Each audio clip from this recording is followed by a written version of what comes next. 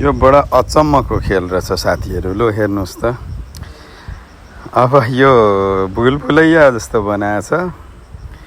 यसमा 2-4 भित्र केही राखेको छ खानेकुरा, बाहिरबाट यी 4वटा कुकुरहरू कहाँबाट जाने कसरी पस्ने भनेर तछाड मछाड गरिरहेका छन्। अब त्यहाँबाट पस्छन्, यहाँबाट निस्किन्छ, फेरि यताबाट पस्छ, उताबाट निस्किन्छ, अनि आपसमै लडिरहेछन् के। संसार पनि यस्तै यो भुलभुलैया रहेछ।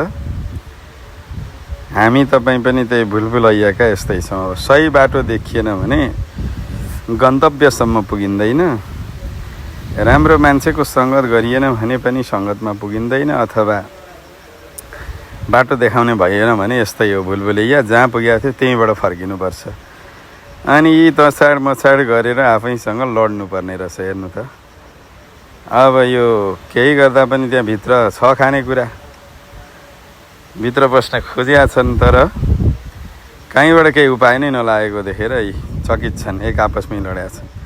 त्यत्तिकैमा एउटा सुँगुर आइदिन्छ। यी कालो सुँगुर पनि बिचमा आयो, अब घार घार गरेर उसलाई खेद्न खोजिरहेछन्। सुँगुर पनि यी आफ्नो बाटो आफै फैलाउँदैछ, हेर्दैछ। त्यहाँसम्म पुगेर पनि फर्क्यो, त्यहाँदेखि बाटो नदेखेर सुँगुर फर्क्यो। अब यहाँ हेर्नु होला, कुकुर र सुँगुर दुइटैलाई ध्यान दिनु होला। एकले अर्कालाई देखेर त्यो घुरघुर गरियो भने चाहिँ बाटो पनि देखिँदो रहन्छ कि। स्वानवत घुरघुरायो त्यही भन्छ नि। कुकुर जस्तै घ्यार घ्यार गऱ्यो अनि सही गन्तव्यसम्म पुग्न सकिँदैन, तर बिस्तारो लोसे पाराले सुँगुर छिरो भित्र। ल हेर्नुहोस् त, त्यहाँ पुग्यो, त्यहाँदेखि बाटो फैलाएर त्यहाँ गयो। अब भित्र गएर खान थाले। अरू कुकुरहरू लडिरहेछन्, घुमिरहेछन्, यता र उता कुदिरहेछन्।